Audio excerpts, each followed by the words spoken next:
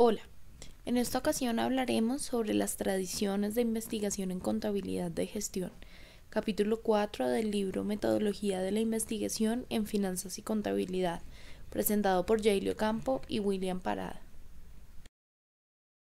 La contabilidad de gestión es la rama de la contabilidad que busca satisfacer las necesidades de los gestores. Entre 1900 y 1950 se hablaba de contabilidad de costos porque el principal objetivo era la determinación de los mismos.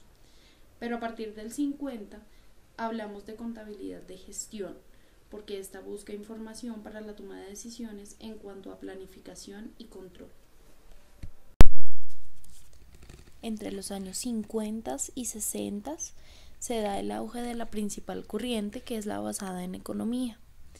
En este caso, la información tiene destino para la toma de decisiones y, en ese sentido, para propósitos diferentes tendrá costos diferentes.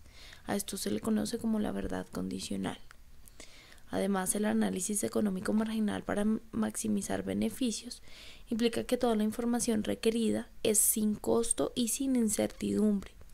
El propietario o quien comparta su objetivo toma las decisiones y se tienen en cuenta las decisiones individuales, pero no las grupales.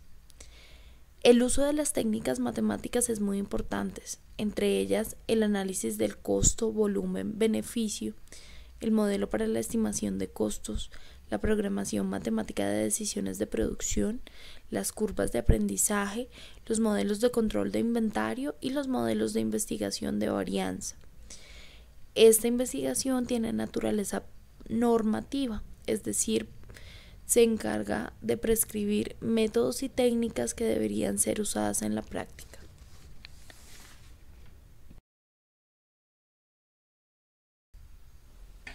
En los años 70 llegan los desarrollos y ampliaciones de modelos para la contabilidad de gestión. Estos incluyen los aportes de la teoría de la decisión, pues permite el análisis con incertidumbre, y de la economía de la información, ya que entiende que la información reduce la incertidumbre, pero producirla es costoso. Se da entonces el paso de la verdad condicional a la verdad costosa. Se incluyen ahora costos de información en los modelos de decisión. La técnica contable más adecuada depende del contexto y de la relación costo-beneficio. Y la verdad costosa hace que se busque el sistema contable ideal dadas todas las circunstancias relevantes. En los 80 se da un cambio de énfasis. Ahora lo más importante es explicar las razones de las prácticas contables observadas. En este sentido, se realiza una investigación positiva y se tienen en cuenta los modelos principal agente para la toma de decisiones y la visión de la empresa como una serie de contratos. La investigación contable positiva se da entre los 70s y 80s. Se dedica a explicar y predecir lo que sucede o sucederá basado en datos empíricos. Toma elementos de la teoría de la agencia para explicar prácticas contables, de la psicología cognitiva en cuanto los individuos tienen una racionalidad limitada y buscan más bien satisfacer antes que maximizar.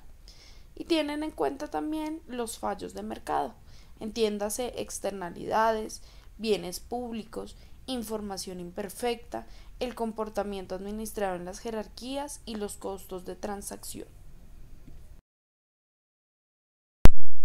Sin embargo, la investigación positiva tiene dos limitantes principales.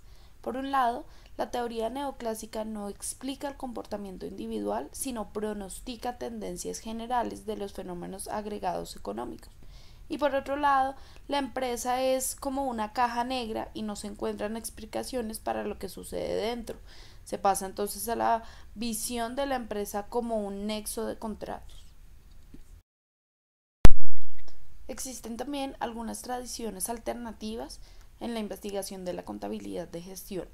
Por un lado se encuentra la contabilidad conductual, que tiene auge desde 1960 aproximadamente y tiene que ver con el estudio de la reacción de las personas ante varios tipos de información contable.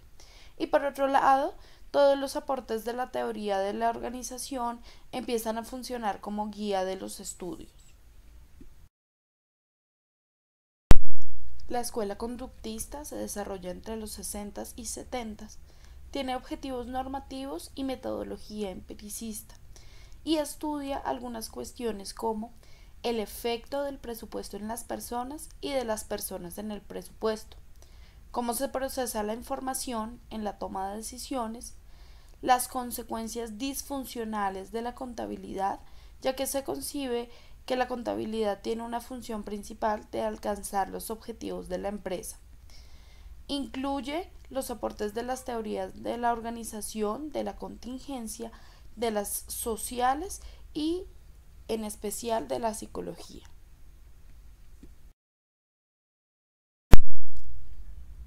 Se comienza a tomar los aportes de la teoría de la organización, entre ellos la teoría de la contingencia, de los sistemas, de las decisiones, para explicar las prácticas de contabilidad de gestión. Además, se buscan las relaciones entre variables ambientales, organizativas y contables. Ambientales como la tecnología, incertidumbre, complejidad. Organizativas como estructura, descentralización, complejidad del trabajo. Y contables como técnicas o procedimientos presupuestarios y de evaluación de resultados. Además, existen dos enfoques. El norteamericano es un enfoque micro que tiene que ver con la conducta desde la psicología, entonces es un enfoque hacia la conducta individual. Y el europeo es un enfoque macro, más bien sociológico, que tiene que ver con la conducta organizacional e interacción con el medio.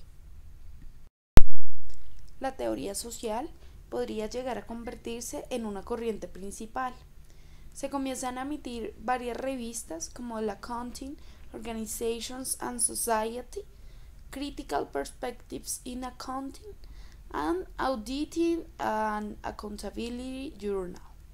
Las prácticas sociales, incluyendo la contabilidad, tienen una base social. Entonces no se pueden buscar leyes universales, sino reglas que estructuran el comportamiento social. Se da paso a la investigación más interpretativa y crítica.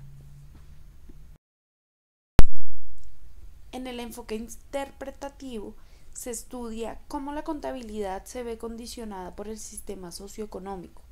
Además, se entiende la contabilidad como proporcionadora de un lenguaje del que se aprovechan las organizaciones empresariales y es también el resultado de las actividades.